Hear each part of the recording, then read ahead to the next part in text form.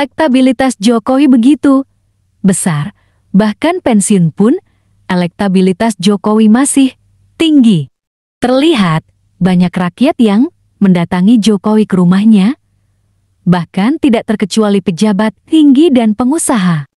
Dan kita ketahui juga Prabowo menang Pilpres karena ada elektabilitas Jokowi yang terpancar ke Gibran. Elektabilitas Jokowi lah yang ditakuti oleh pesaing politik, tentu takut kalah di tahun ke-2029.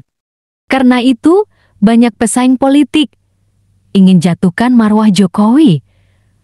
Takut kalah lagi di tahun pemilu ke-2029. Apalagi dengan adanya Gibran, tentu pecinta Jokowi akan beralih ke Gibran. Dan terbukti di pemilu 2024, pecinta Jokowi banyak pilih Prabowo Gibran karena adanya Gibran. Maka itu pesaing politik takut adanya Gibran di pemilu ke-2029, apalagi saat ini Gibran sebagai Wapres. Pecinta Gibran semakin tinggi, teringat Gibran sering turun ke masyarakat. Tentu, pesaing politik tidak tinggal diam. Mereka berusaha menjatuhkan marwah Jokowi dengan isu ijazah palsu. Padahal, isu ijazah palsu pernah digunakan, tapi tidak berhasil. Sekarang, digunakan lagi. Bahkan, Gibran ingin dilengsarkan oleh Purnawirawan TNI dengan alasan tidak masuk akal, seolah mereka saat aktif sebagai TNI, kinerja mereka sudah paling benar. Padahal, mafia banyak dibeking oleh titik-titik-titik, sudah paham lah ya. Tentu dibalik isu ijazah palsu Jokowi dan lengsernya Wapres Gibran adalah kepentingan pesaing politik agar marwah Jokowi dan Gibran jatuh, sehingga pemilu 2029 elektabilitas Gibran menurun.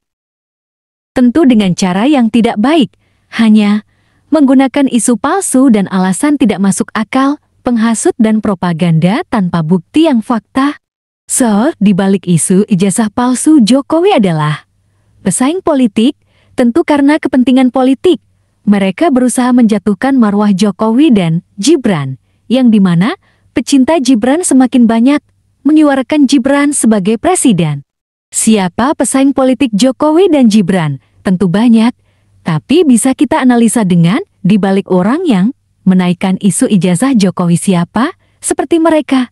Dekat dengan partai apa, dulu dia dukung capres siapa. Dan banyak hal lain cara melihatnya. Dan apakah Anda percaya Purnawirawan TNI yang ingin lengsarkan Gibran adalah murni tanpa ada orang di baliknya? Saya sih tidak percaya murni. Jika benar tidak murni, lalu siapa di baliknya?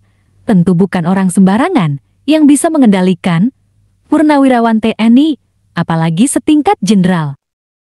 Analisa saya siapa dalangnya? Bisa salah, bisa benar. Partai yang sakit hati tidak bisa 3 periodik, dan yang ingin anaknya menjadi presiden, tapi terkendala elektabilitas Jokowi dan Gibran yang begitu besar. Partai tersebut bisa dari luar pemerintahan Prabowo, dan bisa ada di dalam pemerintahan Prabowo. Semakin takutnya dengan elektabilitas Jokowi dan Gibran, sampai mengatakan, jangan ada 2 matahari kembar. Ingat, dalang itu main di balik layar. So, yang muncul itu hanya aktor. Dalang saat ini seolah tidak ikut campur, dan tidak tahu menahu, tapi sedang memantau.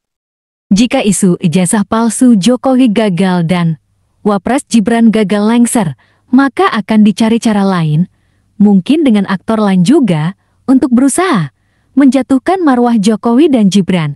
Tapi mereka lupa, apa kata Bambang Pacul, jangan lawan orang baik. Kita akan pantau dan analisa perkembangan politik nasional, dan terus mendukung orang baik tentunya. Buat Anda, jangan lupa subscribe dan like dan bagikan. Oke.